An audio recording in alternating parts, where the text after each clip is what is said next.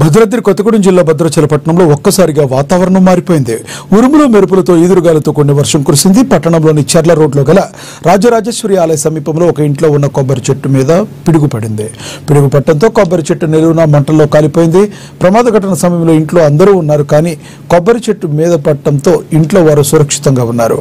అలాగే సారపాకలో కూడా అదేవిధంగా కొబ్బరి చెట్టు మీద పిడుగుపడి చెట్టు కాలిపోయింది.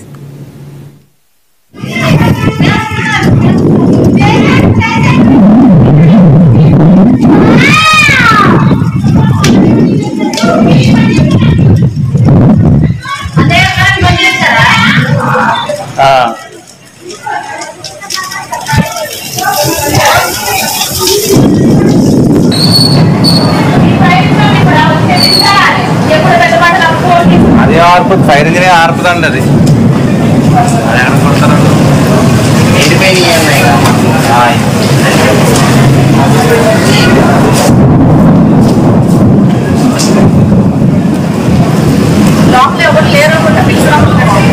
ఆయన ఉన్నాడటండి.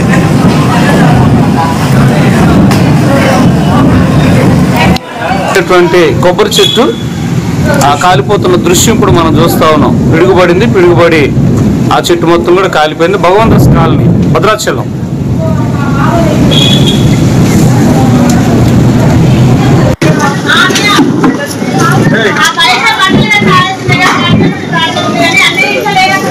ఇంట్లో ఎవరు లేరా?